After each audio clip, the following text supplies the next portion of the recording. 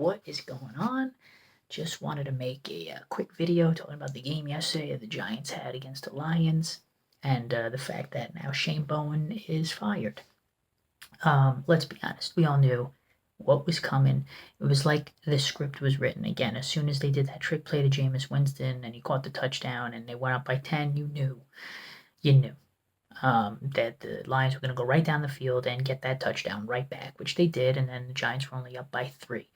They get the ball back, they go down the field, a couple of nice plays, I guess, or lucky plays, whatever you want to call it. They get down there and they get the 4th down and they go for it. Now, that was 100% the right call. Everybody's like, oh, they should have took the points.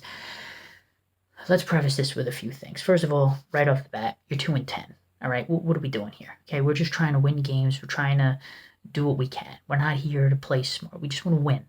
Okay, so you go for the jugular right there. You try to win. Also, let's be honest. Doesn't matter which way the Giants played that ending, they were going to lose. If they went for the points and they got them, the 6 points and they got them, the touchdown, got it, they'd lose. If they kicked the field goal, they would lose.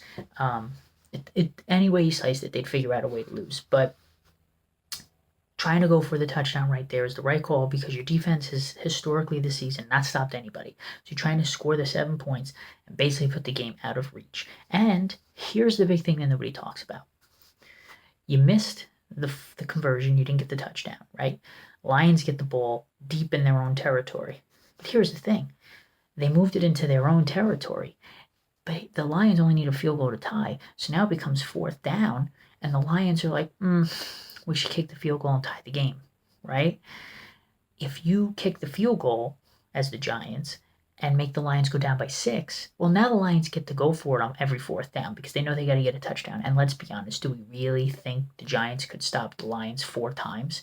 They could barely stop the Lions 3 times, and on most of the times they stopped them, it was lucky plays that they were able to stop the Lions. So they would have went for it on 4th downs. They would have got it, and we would end up losing the game 31-30 anyway.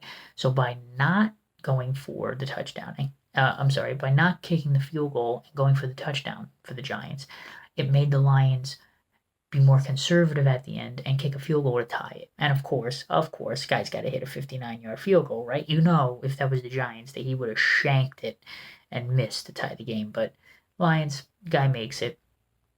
And listen, I knew as soon as the Giants were up by 10, I'm like, we're going to lose. We're going to lose the same way we lost the Bears game. And that's exactly what happened. Overtime comes, Lions get the ball. That was the right call. You want the other team to have the ball first so you can see what you got to do. One play, Gibbs scores a touchdown. And let's be honest, it wouldn't matter. After that, even if the Giants went down and scored a touchdown, it becomes sudden death, right? Now, I think, I'm not 100% sure, but maybe if the Giants went for 2 on their touchdown, then they win the game. I think, that would have been, they would win the game, right? So they probably would have went for 2. If they scored the touchdown in overtime to win the game. And who knows, they probably would have missed that and then just lost the game right there. But yeah, lost in typical Giants fashion. But at this point, you're numb to it, right? You're getting basically what you want. You want an entertaining game that's not disgusting to watch, which we're getting. Some nice trick plays in there. Offense looked good. The defense looked good for a bit. Got an interception. Got a turnover. So you're not getting a disgusting game to watch. And for some people, it's a win-win because the Giants are losing. So you're getting your top draft pick at the end of the season. So you're getting decent football to watch, even though the Giants are ultimately losing. And then you're getting your high draft pick. So because ultimately the wins don't matter right now, especially with the fact that Dart's not playing, right? Because at least if Dart's playing, the wins for the team still don't matter, but they'll matter for him, like to feel like, hey, I'm making a difference. I'm helping them win. But to win a game with Jameis Winston doesn't really do anything. 2-10, 3-9, doesn't matter. It's all the same stuff. Shane Bowen was now fired. Is that going to make a huge difference? No, but it does 2 things for you. 1, you can get started on your next defensive coordinator search. And 2, it tells the players and the fans, hey, we hear you and we're trying to make changes. Now, does that mean the product's going to be any different? No. And I hear a lot of clamoring about, why do it now? It doesn't matter. It's not going to change anything now. You could have just fired him at the end of the season. And, you really think the team's going to be better with. No, it's not the point. It's the point of if they had left Bowen in after all the collapses and everything that has happened, it's basically the team, the ownership saying, we don't care what the players think and we don't care what the fans think. We're just going to do what we want. And that demoralizes the fan base and the players even more. So by doing this now, again, it's like Dable, right? You just get them out of there, get that stink away. And the defensive philosophy may be a little different in the next game. That doesn't mean they're going to win, but who knows? Might be a little bit different. Um, and at this point, exactly the point. Does it matter that they fire? No, it doesn't matter. So why not just fire him now and get him out of the building? Because I'm sure there's a lot of defensive players that feel the same way the fans do. Like, this guy stinks and I don't like playing for him. So get a different face in there. And then finally, the talk about is Joe Shane going to be fired? And, he still may be at the end of the season, depending upon how Kafka does and all of that. But I said this in another video, I don't understand the hatred of Shane. I do think he's put together a decent roster. Could it use more depth? Sure. Could some of the top end players perform? Like we need Slayton to perform like a true number 2, and he's not. We need Abdul Carter to perform like he's the top 3 pick in the draft, and he's not. Yes, but I think there's talent on this team, evident by the fact that we've held leads against good teams for almost entirety of games and then lose at the end, which to me is a scheme and coaching issue, even with our depleted team. So that to me says it's a coaching issue. But here's the bigger question. Even if you think Shane hasn't done a great job as the GM, who are you getting? This is the question I asked in that other video. Who, all these sports talk radio people and other personalities on here, oh, Shane needs to be fired. Shane is horrible. He needs to be. Who are you getting to replace him? You're going to get, you really have 3 options, okay? You're going to get some other team's garbage, right? This GM was garbage for our team, so we're going to fire him. And then the Giants will get him, like Dave Gettleman. You're going to try to do what you did with Joe Shane, which is, hey, we'll pick like an assistant GM or a head scout guy and promote him to GM on our team, and maybe he'll be the new hotshot GM. That worked out.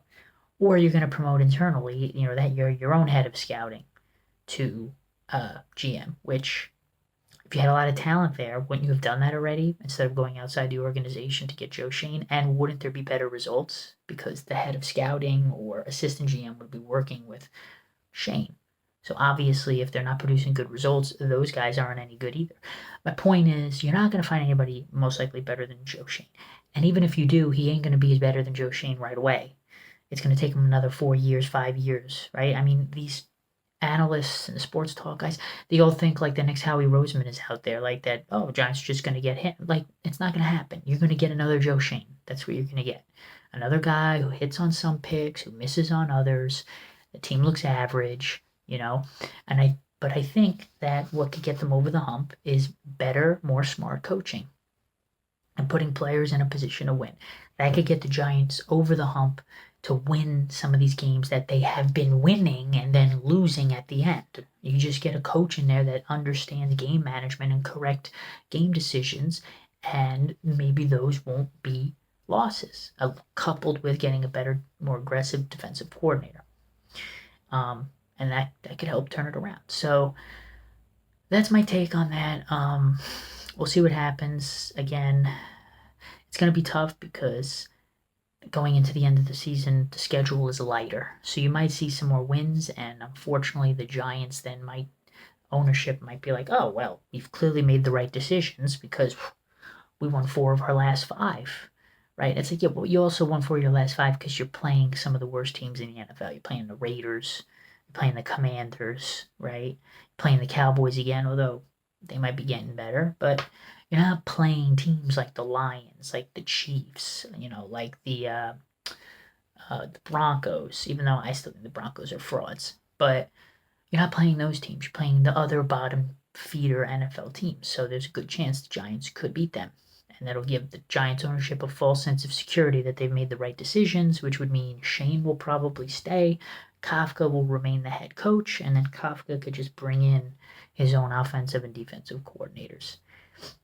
And would that be enough with, all the guys, all the talent coming back for next year, with Scatterboo coming back, with Neighbors coming back, with McFadden coming back on defense, and maybe that might be enough to, at least give the Giants a, 9-7 record, or 9-8 record, or 10-7 record, and be a fringe wild card playoff team. Might be. We'll see. But you know, they fired Bowen. It's what everybody wanted. They wanted Daboll gone. He's gone. They Fans might get their third wish at the end of the season and have Shane gone. I don't really care either way, whether he stays or is fired. Shane, I'm just trying to offer some perspective that you think it's going to be better if they bring in another G. It's going to be the same. And I don't think that what is out there right now in terms of talent on the field for the Giants is that bad. Otherwise, we'd just be getting blown away like last year. So we'll see. Hope everybody has a happy Thanksgiving. And luckily, we don't have to watch the Giants on Thanksgiving, because that would cause a lot of vomiting of Thanksgiving turkey. So.